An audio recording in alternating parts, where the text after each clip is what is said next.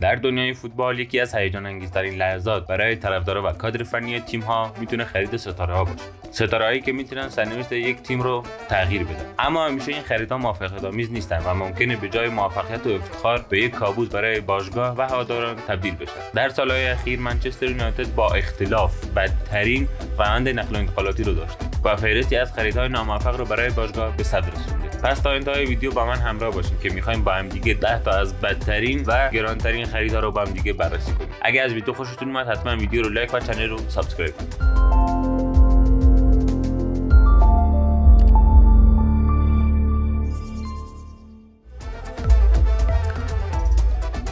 خب بریم سراغ شماره 10. ویلفرد زاها ستاره پالاس به عنوان جوان‌ترین خرید سر الکس فرگوسن به منچستر یونایتد پیوست. اما این انتقال به یک فاجعه تبدیل شد. ویلفرد زاها تنها 4 بازی برای منچستر یونایتد انجام داد و خیلی زود دوباره راهی کریستال پالاس شد و اونجا تبدیل به ستاره شد و یونایتد نتونست از این استعداد جوان استفاده کنه. شماره 9. هری مگوایر ستاره خط دفاعی باشگاه لستر سیتی و تیم ملی انگلستان با رقم رکورد شکن 87 میلیون یورو راهی منچستر یونایتد شد. مگوایر تبدیل به گرانترین مدافع تاریخ شد، اما این انتقال تاریخی خیلی زود به یکی از پرانتقادترین انتقال‌ها تبدیل شد. اشتباهات دفاعی فراوان و سرعت پایین باعث شد هری مگوایر هیچ وقت نتونه اون عملکرد خوبش در لستر رو در منچستر یونایتد تکرار کنه و همین موضوع باعث شد مگوایر به یکی از منفورترین بازیکنان منچستر یونایتد تبدیل بشه. البته در این دو فاز عملکرد مگوایر خیلی بهتر شده ولی هنوز اون انتظارات رو برآورده نکرد. شماره 8. رومرو لوکاکو ماشین گلزنی بلژیکی با 90 میلیون یورو از اورتون به منچستر یونایتد پیوست که نسبتا عملکرد ضعیفی داشت و نتونست مثل دوران اورتونش بدرخشه و خیلی زود از یونایتد جدا و راهی اینتر شد، جایی که درخششش موجب قهرمانی اینتر شد و دوباره به دوران اوجش برگشت. اما یونایتد هیچ وقت نتونست از این ستاره استفاده کنه. شماره 7. ممفیس دپای ستاره جوان هلندی از آینتوین با مبلغ 30 میلیون یورو به منچستر یونایتد پیوست. دپای در یک فصل بد و فصل دوم با مسئولیت طولانی مدت به یکی از شکست‌های منچستر یونایتد در نقل و انتقالات تبدیل شد و خیلی زود راهی لیون شد. دوباره اونجا درخششش رو ادامه داد.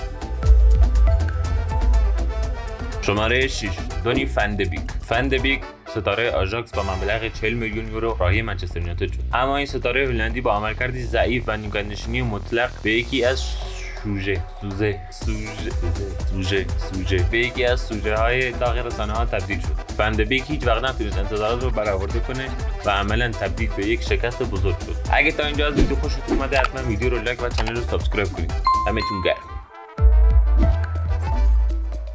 شماره 5. رافائل واران با کوله‌باری از تجربه افتخار از رئال مادرید رایگان به منچستر یونایتد پیوست. خرید واران یک هدف داشت و اونم این بود که خط دفاعی یونایتد رو متحول کنه، اما مصدومیت‌های پیاپی باعث شد که این ستاره به یک بازیکن معمولی تبدیل بشه و بعداً به کومو ایتالیا منتقل شد.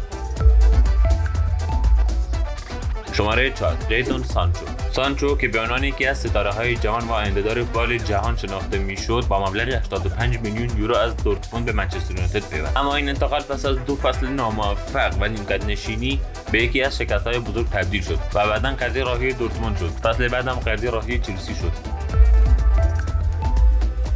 شماره 3.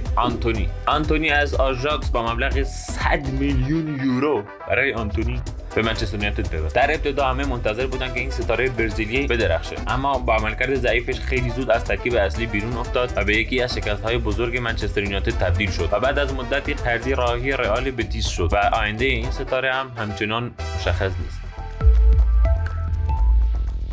شماره 2. آنخل دیماریا ستاره رئال مادرید با مبلغ 75 میلیون یورو به منچستر یونایتد پیوست که در اون زمان رکورد گرانترین انتقال تاریخ لیگ برتر انگلیس رو شکست. خیلی‌ها گفتن که دیماریا جانشین رونالدو میشه و منتظر یه شگفتی بزرگ از دیماریا بودن، اما این انتقال فقط یک فصل دوام آورد و دیماریا خیلی زود از منچستر یونایتد فرار کرد و به پی اس جی پیوست. شماره 1. الکسیس سانچز. دلت نخواد.